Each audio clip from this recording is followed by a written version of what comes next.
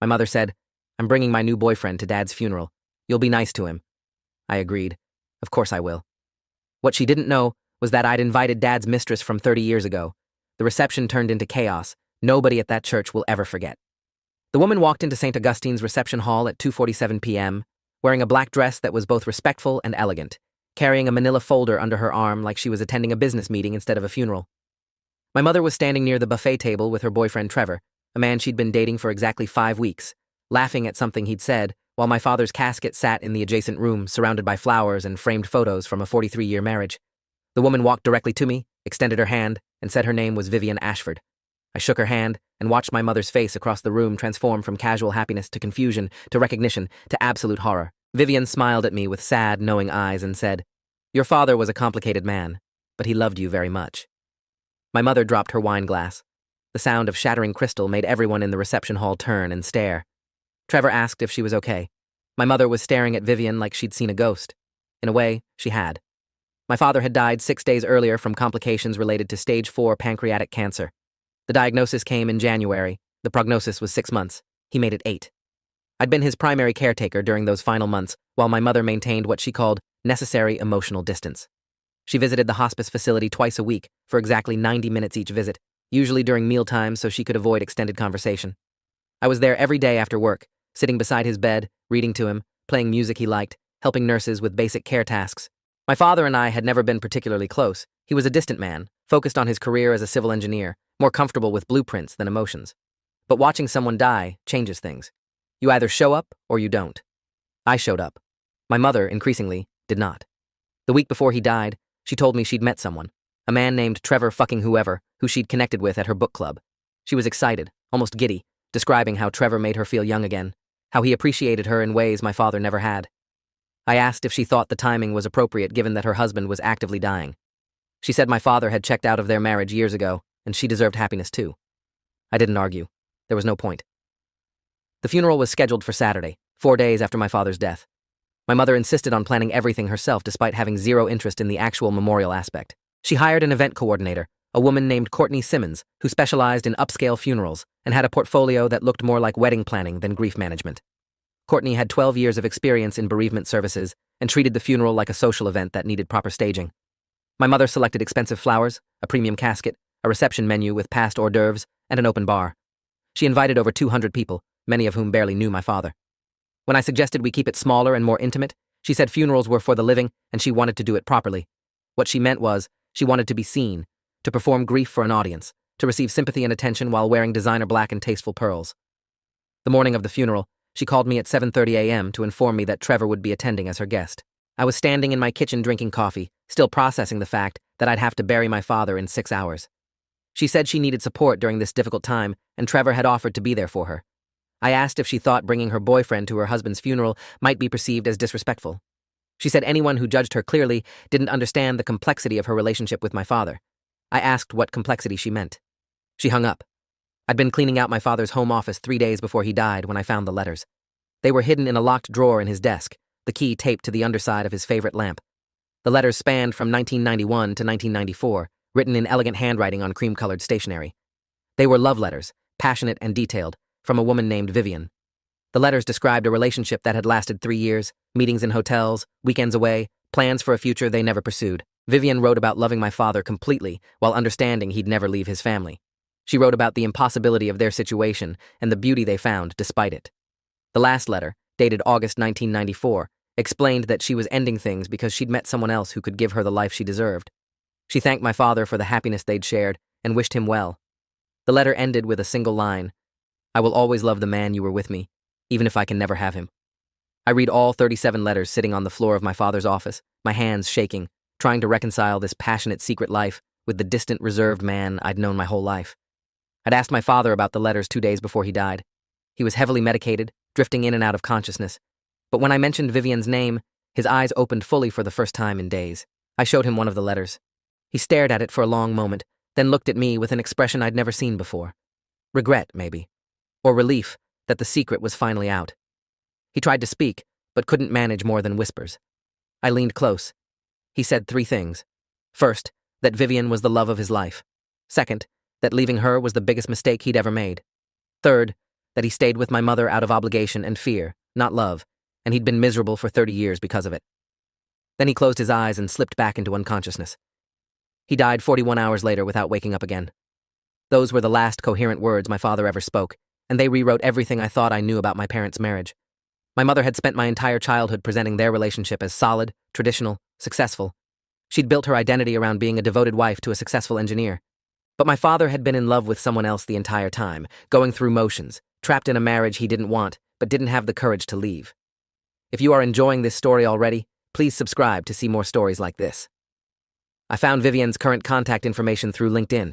She was 61 years old, had remarried, worked as an executive consultant for nonprofit organizations in Seattle. Her profile photo showed a striking woman with silver hair and warm eyes. I sent her a message explaining who I was, and that my father had recently passed. I told her I'd found her letters, and that my father's last words had been about her. I asked if she'd be willing to talk. She responded within 3 hours. We had a phone call that lasted nearly 2 hours. Vivian cried when I told her about my father's final words. She said she'd thought about him every day for 30 years, that ending their relationship had broken something in her that never fully healed. She'd married a good man who treated her well, but she'd always wondered what her life would have been like if she'd fought harder for my father, or if he'd been brave enough to choose her. I asked if she wanted to attend the funeral. There was a long silence. She asked if my mother knew about her. I said no. She asked if I was trying to cause drama. I said I was trying to honor what my father actually felt, instead of performing a grief my mother didn't genuinely have. Vivian said she'd need to think about it. She called me back the next day and agreed to come. The funeral service itself was perfectly orchestrated. My mother sat in the front row wearing a black Chanel suit and clutching Trevor's hand. Trevor was 52, recently divorced, worked in pharmaceutical sales, and had the kind of generic handsomeness that came from expensive haircuts and teeth whitening. He wore a dark suit and an expression of practiced sympathy that looked rehearsed in a mirror. My mother leaned into him throughout the service, dabbing her eyes with a monogrammed handkerchief, accepting whispered condolences from relatives who didn't know she was holding hands with a man she'd been dating for 5 weeks. The pastor, Reverend Michael Gaines, who'd known my father for 15 years through community service projects, gave a eulogy focusing on my father's professional achievements and quiet dignity. He mentioned my father's dedication to his work, his methodical approach to problem-solving, his reputation for integrity. The eulogy was accurate, but incomplete. It described the shell of my father without touching the complicated, passionate, regretful man who'd existed underneath. Several of my father's colleagues spoke, sharing stories about projects they'd worked on together, my father's attention to detail, his dry sense of humor that emerged rarely, but memorably. My mother cried during these speeches, her shoulders shaking with what everyone assumed was grief. I sat 3 seats away and wondered if she was crying for my father or for the performance of widowhood she was giving. The reception hall was decorated with white lilies and framed photographs showing my parents' 43 years together. Wedding photos from 1981, vacation pictures from the 90s, family gatherings, anniversary celebrations. Every image showed my father standing slightly apart, his smile polite but distant, his body language suggesting he was present physically but absent emotionally. My mother in these photos was vibrant, smiling, her hand always reaching for my father while his hands stayed in his pockets or at his sides. Looking at these photographs after reading Vivian's letters was like seeing my childhood through new eyes. My father's distance hadn't been personality, it had been grief. He'd been mourning a life he could have had while living the life he'd settled for. My mother circulated through the reception, accepting condolences, introducing Trevor as a dear family friend who'd been so supportive. People believed her because why wouldn't they? She was the grieving widow, carefully composed, brave in her sorrow. Trevor played his role perfectly, standing close but not inappropriately close, offering tissues, getting her water, being attentive without being obvious. It was a performance, and they were both committed to it. Vivian arrived at 2:47 p.m. I'd been watching the door, my stomach knotted with anticipation and dread. She walked in exactly as I'd imagined she would, dignified and calm, carrying herself with the quiet confidence of someone who'd lived a full life and made peace with difficult choices. She was beautiful in a way my mother had never been, not conventionally pretty, but striking, with strong features and an elegance that came from character rather than styling. She found me immediately. We'd planned this. She'd text when she arrived. I'd meet her at the entrance. We'd approach my mother together. But Vivian changed the plan. She walked straight to me where I stood near the buffet table, introduced herself clearly enough that people nearby heard her name, and said the line about my father being complicated, but loving me. My mother's wine glass hit the floor before Vivian finished speaking. The sound stopped all conversation. Everyone turned. My mother and Vivian locked eyes across 30 feet of reception hall, and the recognition was instant and mutual. My mother's face went white. Her mouth opened, but no sound came out. Trevor asked what was wrong. My mother couldn't answer. She was staring at Vivian like the past had physically manifested to destroy her present. Vivian walked toward my mother with steady, unhurried steps. The crowd parted automatically. I followed a few feet behind, my heart pounding so hard I could feel it in my throat. People were whispering, confused, sensing drama, but not understanding its source. My mother finally found her voice and said, "What are you doing here?"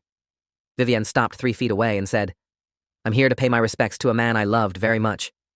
My mother's face went from white to red. She said, "You have no right to be here. This is a private family event." Vivian opened the manila folder she'd been carrying and pulled out several photographs. Old photographs from the early 90s showing her and my father together, at a restaurant, on a hiking trail, in what was clearly a hotel room. She held them up so my mother could see. "These are private too," Vivian said, "but they're real. More real than 30 years of pretending your marriage was something it wasn't." My mother's hand went to her throat. Trevor stepped forward and said, "I think you should leave." Vivian looked at him with cool assessment. "And who are you?"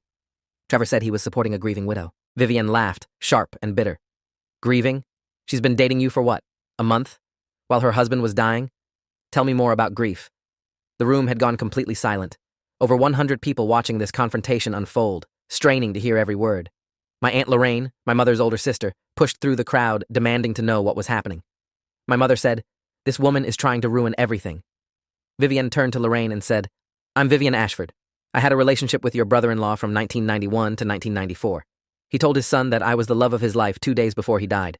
I'm here because he deserved to have someone at his funeral who actually loved him, not someone performing grief while holding hands with her new boyfriend." Lorraine looked at my mother, looked at Trevor, looked at Vivian's photographs, looked at me. She said, "Is this true?" I nodded. Lorraine turned back to my mother. "You brought your boyfriend to your husband's funeral?" My mother said Trevor was just a friend. Lorraine said, "You're holding his hand." My mother let go of Trevor's hand like it was burning her. She said, "This is ridiculous. This woman is a liar trying to destroy my husband's memory." Vivian pulled out the letters, all 37 of them, still in their original envelopes with postmarks clearly visible. She handed them to Lorraine. "Read them if you want," your brother-in-law wrote back. "I have those too. This wasn't a brief affair. This was a 3-year relationship with someone who understood him better than his wife ever did." My mother lunged for the letters. Lorraine pulled them back. My mother screamed, "Those are private property. You stole them." I said, "I found them in Dad's office. He kept them hidden for 30 years. I invited Vivian here because Dad's last words were about her, about how leaving her was his biggest mistake, about how he'd been miserable in his marriage for 3 decades. My mother whirled on me, her face contorted with rage. "How dare you?" she said. "How dare you disrespect your father's memory and humiliate me in front of everyone?" I said, "I'm honoring what Dad actually felt instead of the lie you've been performing. You didn't love him. You loved being married to him. There's a difference."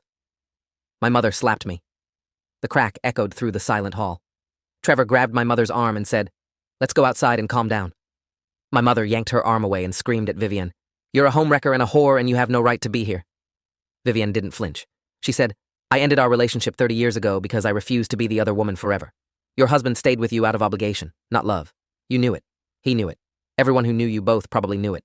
The only person being disrespected here is him, by your performance and your boyfriend's presence." Reverend Gaines appeared, trying to de-escalate. He'd been officiating funerals for 23 years and presumably had seen family drama before, but probably nothing quite like this. He suggested we all take a moment to breathe and remember why we were gathered. My mother ignored him and turned to address the crowd. "This woman is lying," she announced. "She's mentally unstable and obsessed with my husband. I've never seen her before in my life." Vivian pulled out her phone and opened her photo gallery. She had dozens of old photographs scanned and saved, photos that clearly showed her and my father in intimate settings spanning years. She held up her phone showing a picture of my father kissing Vivian's cheek at what looked like a birthday dinner. The timestamp was visible, July 1992. My mother's story collapsed. Lorraine said, "Stop lying. Just stop." My mother started crying, real tears this time, tears of humiliation and rage rather than performed grief. She said, "He promised me it was over. He swore he'd ended it." Vivian said, "He did end it. I ended it. But he never stopped loving me, and according to his son, he died regretting that he wasn't brave enough to choose happiness over obligation." My mother sobbed harder. Trevor tried to comfort her, but she pushed him away. The crowd was frozen, 100 people witnessing the complete demolition of a carefully constructed image. My Uncle Richard, my father's younger brother, stepped forward. He was 58, a family law attorney with 31 years of practice and a reputation for being direct. He looked at my mother and said, "Is Trevor your boyfriend?" My mother said, "That's none of your business." Richard said, "You brought him to my brother's funeral. That makes it everyone's business." My mother said, "I needed support." Richard said, "Your son was here. Your sister was here. You had support. You chose to bring your boyfriend to your husband's funeral. And now you're angry that someone exposed the truth about your marriage. My mother said, "This is a private family matter." Richard laughed bitterly. "You made it public the moment you invited 200 people to watch you perform widowhood while holding another man's hand. You don't get privacy when you choose spectacle." Vivian said quietly, "I should go. I came to pay my respects, and I've done that. I'm sorry for the disruption, but your son was right to invite me. Someone here needed to genuinely mourn the man your father was, not the husband your mother pretended he was." She turned to leave. My mother screamed, "If you walk out that door, I'll sue you for harassment and defamation." Vivian stopped and turned back. Richard stepped between them. "No, you won't. Because everything she said is documented and provable, and a lawsuit would require discovery that would expose even more than what's already been revealed. Leave it alone." The reception dissolved after that. People left in clusters, whispering and staring, their phones out, texting family members who'd missed the spectacle. My mother locked herself in a bathroom. Trevor stood awkwardly by the buffet table, looking like he regretted every life choice that led to this moment. Lorraine cornered me and demanded the full story. I told her everything. Finding the letters, my father's deathbed confession, Vivian's history with my father, my mother's relationship with Trevor starting while my father was in hospice. Lorraine listened without interrupting, her expression shifting from shock to sadness to resignation. When I finished, she said, "I always wondered why your father seemed so disconnected. Now I know." She asked if I'd known about Trevor before the funeral. I said I found out the morning of. She asked why I'd invited Vivian. I said because my father deserved to have his truth honored instead of buried under my mother's performance. Lorraine hugged me and said, "You did the right thing. It was brutal, but it was right. Your father spent 30 years living a lie. The least we can do is acknowledge the truth now. If this story keeps your interest, please subscribe to get more stories like this." The aftermath was nuclear. My mother didn't speak to me for 3 months. Trevor disappeared from her life within a week, apparently deciding that drama of this magnitude wasn't worth a 5-week relationship. My mother's social circle fractured, half supporting her, half appalled by her behavior. The story spread through their community like wildfire, embellished and exaggerated, but rooted in undeniable truth. My mother went from respected widow to social scandal overnight. She eventually hired a therapist, Dr. Raymond Nakamura, who specialized in grief counseling and family systems work with 18 years of clinical experience. Dr. Nakamura encouraged my mother to confront the reality of her marriage instead of the fantasy she'd maintained. After 6 weeks of therapy, my mother called me. We met at a neutral coffee shop. She looked older, worn down, smaller than I remembered. She said therapy had helped her see things she'd been avoiding for decades. She admitted that she'd known about Vivian, that my father had confessed the affair in 1994 and promised to end it. She said she'd chosen to stay married for financial security and social standing, that leaving would have meant admitting failure and rebuilding her life from scratch. She said she'd convinced herself that her father's emotional distance was just his personality, not evidence of ongoing unhappiness. She said bringing Trevor to the funeral was her way of asserting control after years of feeling powerless in her own marriage. She apologized for slapping me and for not honoring who my father actually was. I asked if she'd loved my father at all. She thought for a long time before answering. She said she'd loved the idea of him, the stability he represented, the life they built together. But she'd never understood him emotionally, never connected with him in the way Vivian clearly had. She said she'd resented him for being distant, while simultaneously refusing to acknowledge why he was distant. She said the marriage had been transactional, comfortable, but empty, and she'd accepted that emptiness because the alternative was too frightening. I asked if she regretted anything. She said she regretted not being brave enough to end things herself, that staying in a loveless marriage had hurt everyone involved. She said she understood now why I'd invited Vivian, that my father deserved to have his true feelings acknowledged instead of erased. She asked if I'd been in contact with Vivian since the funeral. I said yes, that we'd spoken several times, that Vivian had shared stories about my father I'd never heard, stories about a passionate, funny, vulnerable man I'd never gotten to meet. My mother cried. Real tears, not performed grief. She said she was sorry I'd never known that version of my father, and that it was partially her fault for creating an environment where he couldn't be himself. Vivian and I met for lunch 2 months after the funeral at a restaurant in Seattle where I'd traveled for work. She brought her husband Douglas, a kind man who taught environmental science at a local university. Douglas knew about Vivian's history with my father and was gracious enough to understand why she needed closure. We talked for 3 hours. Vivian told me stories about my father from their years together, how he'd been playful and romantic in ways I'd never witnessed, how he'd talked about his dreams beyond engineering, about wanting to travel and write and experience life fully instead of just existing through it, how he'd been trapped between doing what was right and doing what made him happy. She said ending their relationship had been the hardest thing she'd ever done, but staying would have destroyed her. She said she'd always hoped my father would eventually choose happiness, but she understood the forces that kept him in his marriage. Fear of failure, fear of judgment, fear of disrupting my life as a child. She said those fears had cost him everything, including the chance to truly live before dying. She thanked me for inviting her to the funeral, for giving her a chance to say goodbye to someone who'd shaped her life, even though they'd spent 3 decades apart. I thanked her for coming, for being brave enough to face my mother's rage, for refusing to let my father's truth be buried with him. 6 months after the funeral, my mother started dating again. Not seriously, just casual companionship with men from her therapy group or church events. She seemed different, less concerned with appearances, more honest about her limitations and mistakes.